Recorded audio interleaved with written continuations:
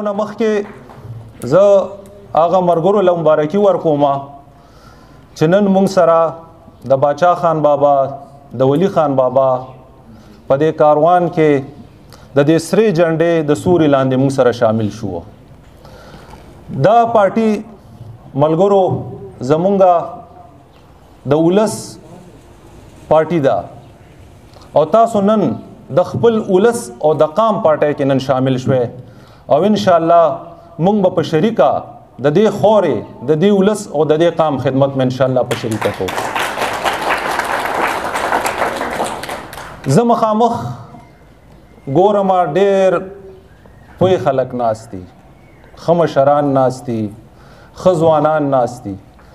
تاسو ټولو ته پته ده چې زمونږ دا صوبه ډېره قیمتي صوبه ده. دا په هر څه کې خودکفیله ده، که معدنیات دي، که جنګلات دي، که تیل دي، که ګیس دی. نو الحمدلله دا هر څه زمونږه په دې صوبه کې دا موجود دي. خو تاسو ته دا هم پته ده چې په دې باندې اختیار زمونږ نه دی. هغه باچا خان بابا او ولی خان بابا به یو خبره کوله چې ګیس زما د صوبې دی، بجلی زما ده، جنگلات زما دي، مادیات زما دي، او بیا دی ولا کارخانه چې دی په پنجاب کې جوړه کړې ده. او تاسو ته ښه پته ده بیا ولا مزدور هم زمونږه د کیپي نه ورته ځي او دلته ذلیل او خوار کېږي. نو چې کله مونږ د خپل حق او د صوبې د وسایل خبره کوو، چې کله ولی خان بابا به وي چې دا کارخانه دی ولا دلته جوړ شي، نو دوی به بیا وي دا د تعصب سیاست کوي. دوی به بیا ویلي وي دوی خو پاکستان نه مني، دوی خو 14 اګست نه مناوي. نو کله چې مونږ د حق خبره کوو، د ستاسو د حق خبره کوو، د پښتون د حق خبره کوو، نو بیا په مونږه دا تهمتونه لګي چې یاره مونږه پاکستان نه منو. نو ملګرو خاص کر زه نوي کول ته وایم چې تاسو ګورئ لږ پوه شئ، دا خپل حق به ګورئ حاصلو، خو دا بس تاسو په اتفاق باندې به انشاءالله حاصلو.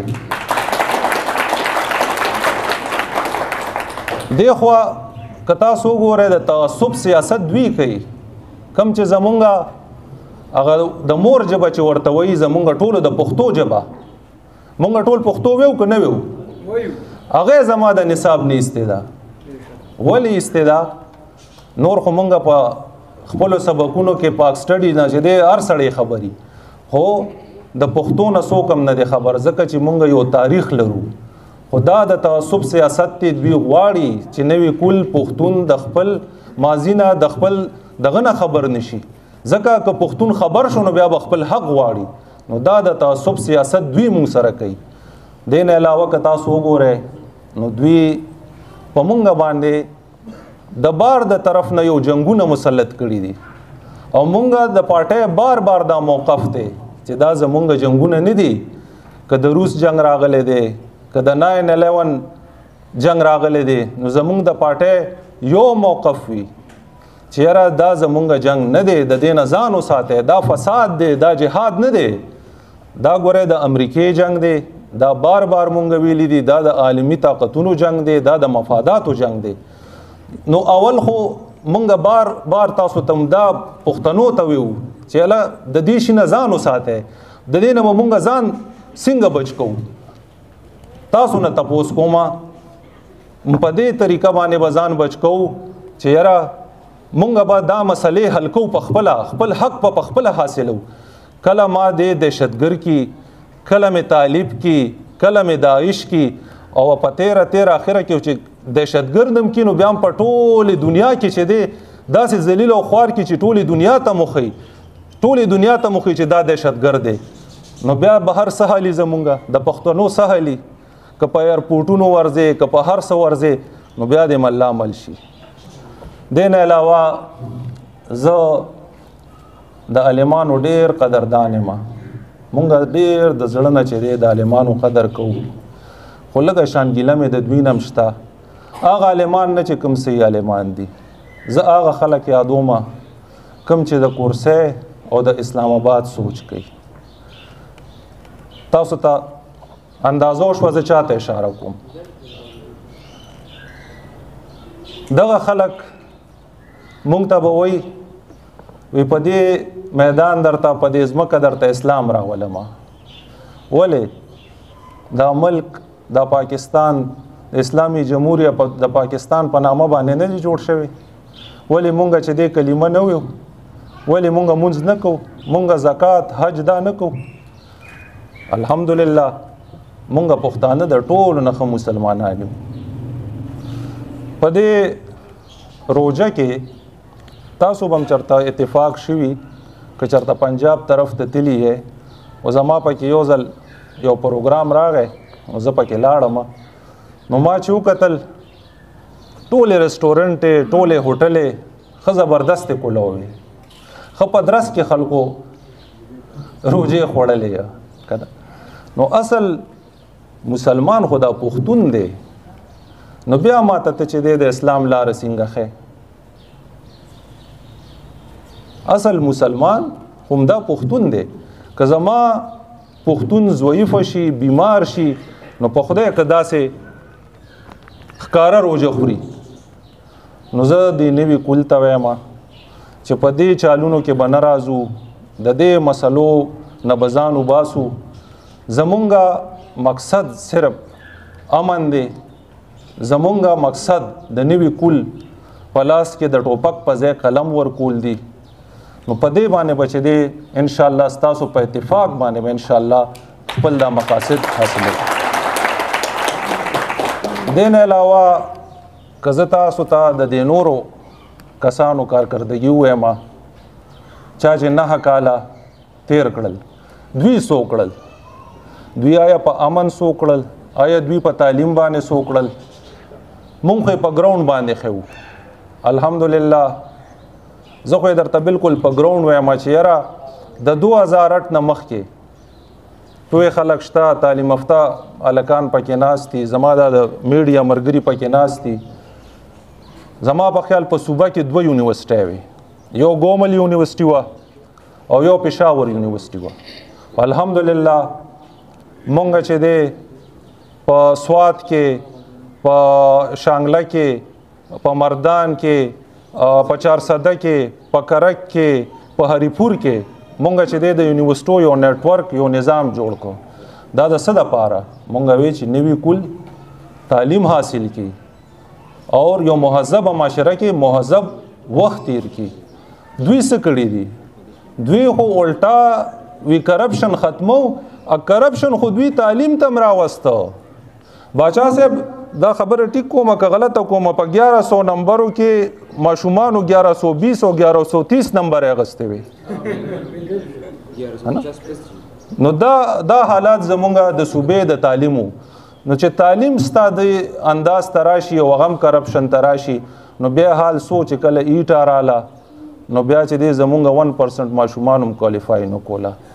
دا خبره ده که نه چې هغه بیسکس تا هغه بنیاد دوی تباه کو. دین علاوه د دوی به کومه خبره کوو. که دلته دا زمان پارک والا خبره را یاده کمه نو یاره زه دا نه وایم په پی ټي آی کې هم ډېر ښه پښتانه شته. زمونږ نه پکې ښه پښتانه شته دی خو قسم په خدای چې ومې کتل ورته نو د زما خپله سترګې د شرم نه ښکته شوې، د هر پښتون سترګې د شرم نه ښکته شوې چې یاره په پوزکو ورته پراتو او د خان صاحب چې دی دغه کو خان صاحب خو وی چې مې نامانو زه نه ځمه که نه او دوی چوکیداري کوله. نو هغه خان صاحب خو والله زه دا نه وایم چې ګینې چای روټۍ دی وله ایستې وه خو دونه قدرې وله رو نه وته چې یو تصویر یې ورسره ایستې و. خو زمونږ دا پښتانه چې ما کتل نو څوک به چې دی ګاډو پورې نښتي وو چا والله که مې پکې پنجابي صحیح کړی چې پولیس به راغی نو ډب به هم دوی خوړه خو ښه په شوق به یې ګوره ډب خوړه. ډب یې ولې خوړه چې مخکې ته به یو کس ودرولی و چې یار تصویر وباسه چې خان صاحب یې ویني چې ټیکټ راله راکړي.